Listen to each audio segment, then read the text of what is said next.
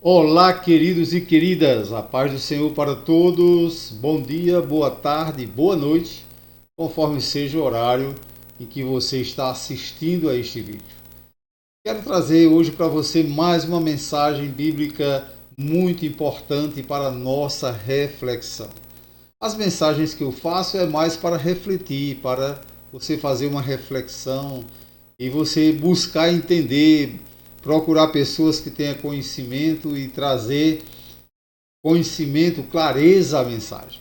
Bom, então eu agradeço a Deus pela sua vida e agradeço você estar conosco aqui e vou sem perda de tempo para a mensagem de hoje. A mensagem de hoje eu trago o seguinte: reprogramação epigenética é possível? Aí eu coloco aqui mais duas frasezinhas embaixo na mesma tela, dizendo o seguinte: a ciência diz que sim. E a Bíblia, o que diz? Eu já li vários relatos a respeito da reprogramação epigenética e é claro que já está sendo estudado em laboratório e já há um avanço muito grande nessa ciência. E algumas pessoas dizem, mas é antiético, não condiz com o que Deus quer para o homem. Outros dizem, são pessoas leigas, né, que dizem isso. Outros dizem, o homem está querendo saber mais do que Deus. Então vamos ver aqui neste vídeo o que realmente a palavra de Deus diz a respeito desse assunto. É claro que eu vou deixar no ar aí para você comentar, para você pesquisar, para você melhorar esse conhecimento a respeito desse assunto, tá bom? Então acredito que vai dar tudo certo e você, claro, vai ficar por dentro, né, disso aí que eu estou trazendo para você hoje, tá bom? Então vamos em frente para nós procurarmos desvendar um pouco isso.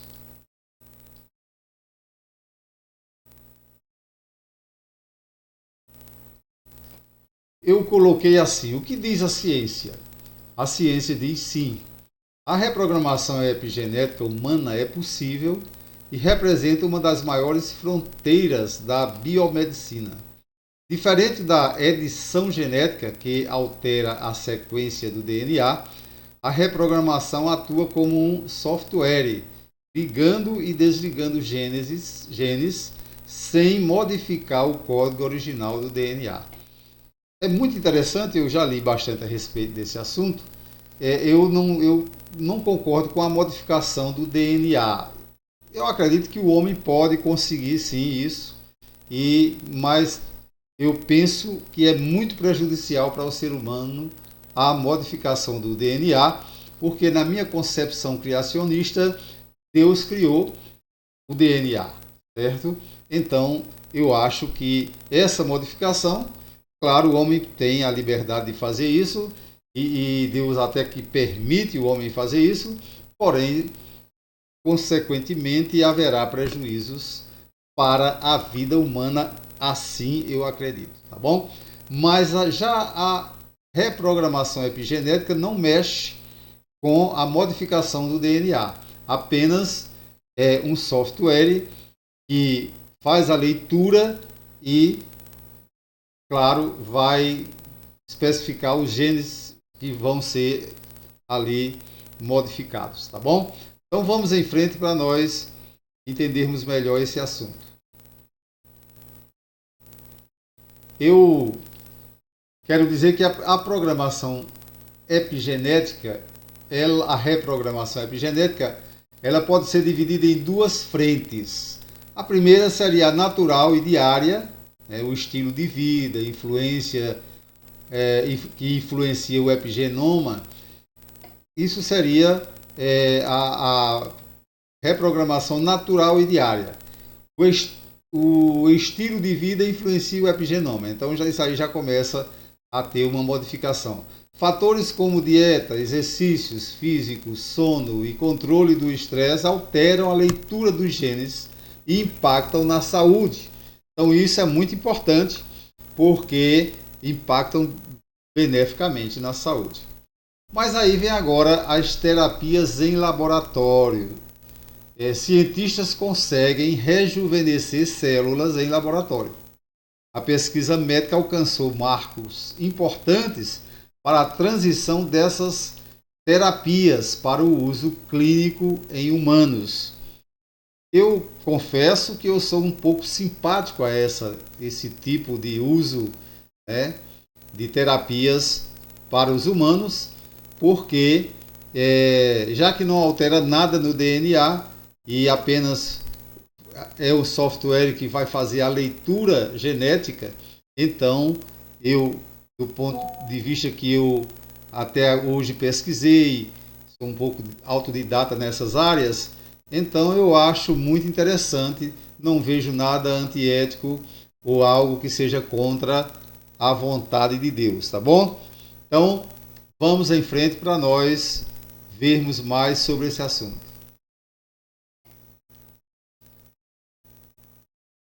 Bem, eu coloquei agora uma tela mostrando alcançando a longevidade. É claro que todo ser humano quer viver mais, e isso está registrado inclusive na Bíblia, né? Mas eu coloquei assim escrito para você acompanhar. O envelhecimento é o principal fator de risco para inúmeras doenças potencialmente fatais e tem sido há muito tempo um foco central da pesquisa biológica. A reprogramação epigenética, um processo que pode modular o destino celular e a idade celular, emergiu como uma fronteira promissora na medicina regenerativa e na ciência da longevidade.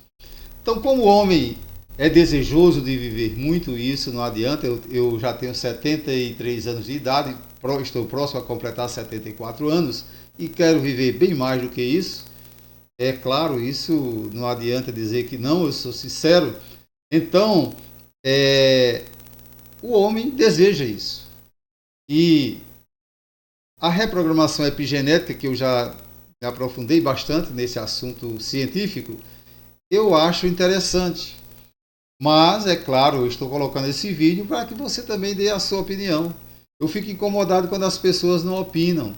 Eu não estou aqui para rebater a opinião de ninguém. O que eu quero ver é a matéria progredir, certo? Então vamos nós mais em frente.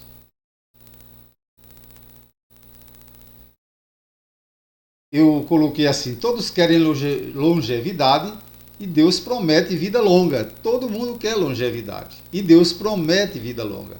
Agora tem um método para se ter vida longa que talvez não seja necessário ocupar a ciência. Olha o que é que diz a palavra de Deus aí. Honra o teu pai e a tua mãe, para que se prolongue os teus dias na terra que o Senhor teu Deus te dá. Êxodo 20, verso 12. Este é o primeiro mandamento com uma promessa específica de vida longa. Então nós vamos encontrar na Bíblia vários mandamentos, várias palavras de Deus que quer que nós tenhamos vida longa. É da vontade de Deus que nós tenhamos vida longa. Agora, para ter essa vida longa, também é da vontade de Deus que sejamos obedientes à sua lei. Isso é claro na Bíblia Sagrada, tá bom? Então vamos em frente. Obediência a Deus. É primordial que se tenha obediência a Deus. Olha o que é que diz a Bíblia aqui. Eu trouxe aqui 2 textos, né, de Provérbios, onde diz assim, Provérbios 3, versos 1 a 2, diz da seguinte forma, né? Filho meu, presta bem atenção, eu repeti inclusive o texto aí. Filho meu, não te esqueças da minha lei, e o teu coração guarde os meus mandamentos, porque eles aumentarão os teus dias e te trarão mais anos de vida e paz. Observe aí. Então eu repeti aqui, já numa versão um pouquinho diferente, mas é a mesma coisa, tá bom? Vamos em frente.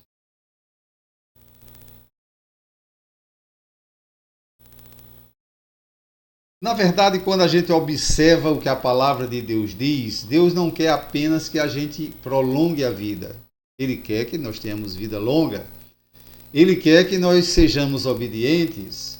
Mas o que eu vejo na palavra de Deus é que Deus quer também que acrescentemos vida aos nossos anos. Porque me parece que os homens, na sua vontade de ter longevidade, eles estão querendo acrescentar anos à vida, né? Querendo prolongar essa vida, mas não estão pensando em acrescentar vida aos anos. Ou seja, acrescentar algo bom para essa vida. Então, é claro que daqui para o final do vídeo você vai compreender por que eu estou dizendo isso, porque a Bíblia, quando você lê o contexto disso que eu estou falando aqui, você vai perceber que o que mais Deus quer é que nós acrescentamos vida aos nossos anos de vida, ou seja, vida plena, né? Então veja o que diz o salmista no Salmo 92, verso 14. Ele diz assim: na velhice ainda darão frutos, serão viçosos e florescentes. Mas sabe para quem é que o salmista está dizendo isso? Para os homens que obedecem a Deus. Os homens que procuram colocar em primeiro lugar a lei do Senhor.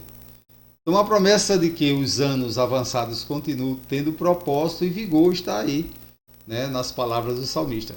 A Bíblia também ensina que não se trata apenas de acrescentar anos à vida, mas de acrescentar vida aos anos. Então é mais ou menos isso que eu entendo que a Bíblia quer dizer. Não estou aqui me posicionando contra a reprogramação epigenética.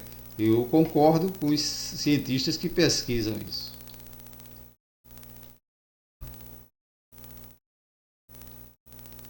O que a Bíblia diz, né?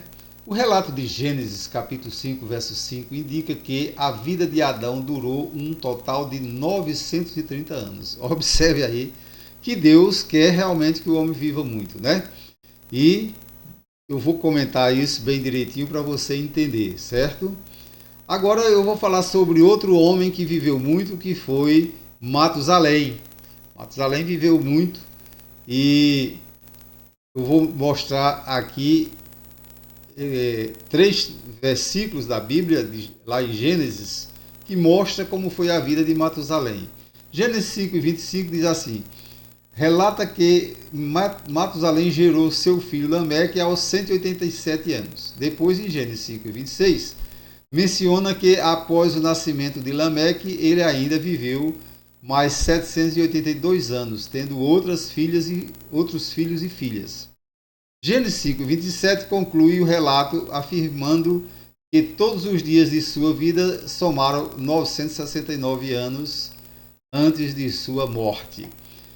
Ora, eu já disse em outro vídeo, e vocês podem até acessar esse vídeo e assistir novamente, que, claro, o ambiente do Éden era um ambiente de vida longa, certo? Deus não fez o homem para morrer e assim por diante. E lá naquele vídeo eu digo, olha, mas o homem pecou e Deus o expulsou do Éden, expulsou do paraíso. E agora o homem ficou sujeito às intempéries. E agora o homem não tinha mais essa proteção de Deus sobre a vida longa. E então ele passou a viver menos, mas mesmo assim o homem viveu muito, certo? Viveu muito. E viveu, como você está vendo aí, 900 e tantos anos. É muito tempo. Mas vamos em frente para a gente compreender melhor isso, tá bom? Agora eu vou trazer um outro texto que é também do Gênesis, capítulo 6, verso 3, que foi antes do dilúvio, inclusive, que agora o homem estava vivendo muito, 900 e tantos anos, 600 e tantos anos. Vejam o que Deus diz agora. Aí eu pergunto a você, isso seria um alerta para o homem ou uma redução da vida do homem para 120 anos? Como é que você interpreta isso? Então eu vou ler aí. Gênesis 6 e 3, onde nós lemos: então disse o Senhor, não contenderá o meu espírito para sempre com o homem, porque ele também é carne. Porém os seus dias serão 120 anos. É claro que a aproximação é meio aproximado isso, porque a gente percebe que tem pessoas que ultrapassam, né? 100 anos ou até mais do que 120 anos, mas é contado assim a dedo, né? E outros com 70 já morre, com 80 já morre e assim por diante. Então, ficou assim como um certo equilíbrio para que o homem não vivesse tanto. Eu tenho uma certa vontade de concordar com isso, mas eu quero dizer que, diante desse aspecto aí, existem duas correntes teológicas sobre esse Gênesis 6 e 3. Existem aqueles que dizem Deus reduziu a vida do homem, ou seja, o homem não passou a não viver mais do que 120 anos.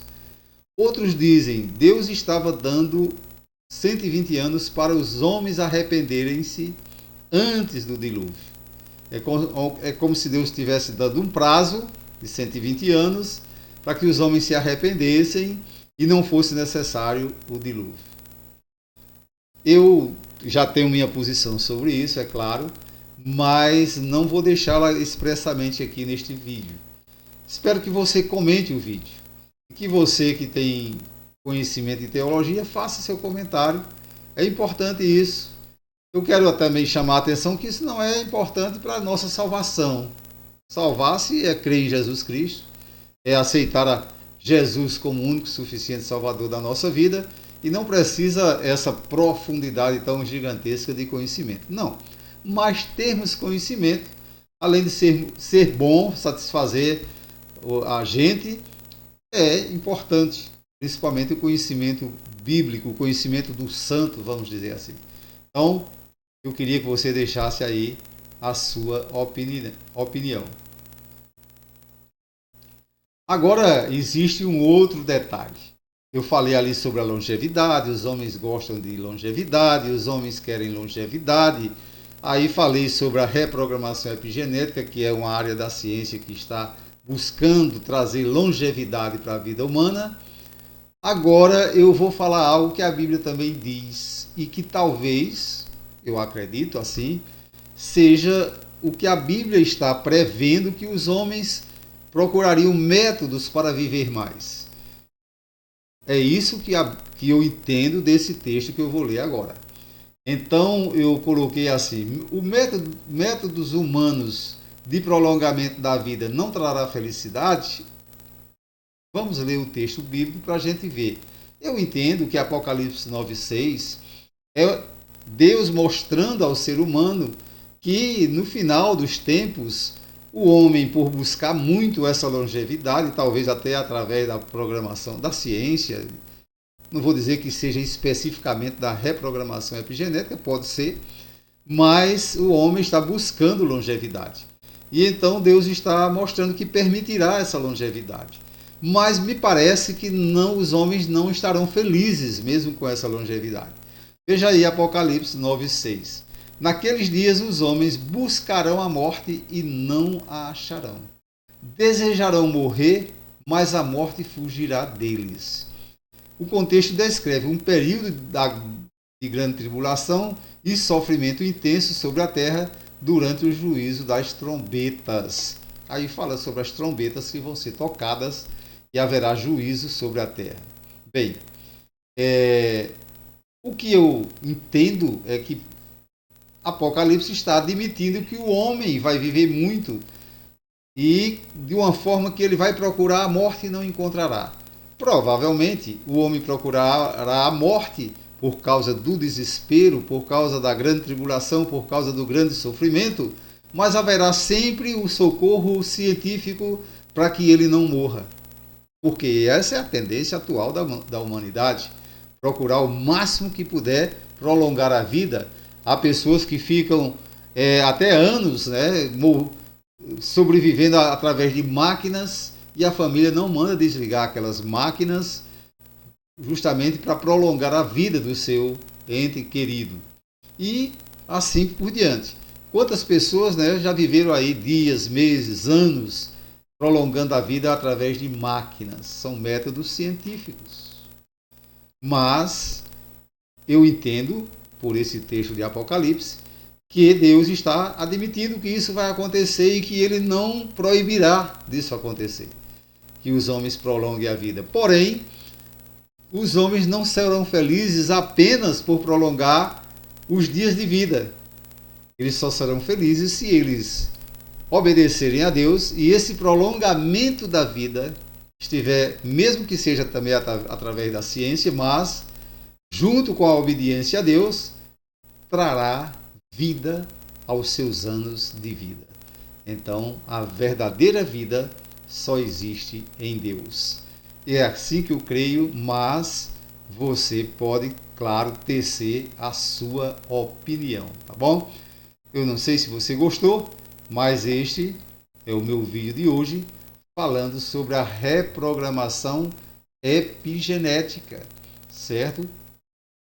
Tem muito médico aí que deve assistir esse vídeo, pessoas que estão fazendo cursos de ciência na faculdade. Então você, claro, tem a capacidade de dar a sua opinião. Não é preciso você ser evangélico para dar opinião neste vídeo. Não importa qual é a sua fé. Importa que você dê a sua opinião. E procure dar uma opinião balizada. Se você é evangélico e é um teólogo, por favor, faz aí, dá a sua opinião aí bastante balizada na teologia, na Bíblia, na palavra de Deus. Se você não é evangélico e é um médico, um cientista, ou é evangélico ou não, mas é um médico, um cientista, faz também aí o seu comentário, porque isso é muito bom, isso melhora bastante o nosso conhecimento, e acumular conhecimento é algo muito bom e eu gosto muito, tá bom? Bem, se você gostou do vídeo, vai lá na mãozinha do YouTube e faz assim, clica com aquela que está com o dedinho para cima. Se você não gostou, clica na que está com o dedinho para baixo, tá bom? O importante é que você faça comentário, que você faça alguma coisa. O canal Bíblia e Fé agradece de coração. Pastor Zé Rodrigues, moderador desse canal, agradece de coração a você. Deus abençoe. Até a próxima.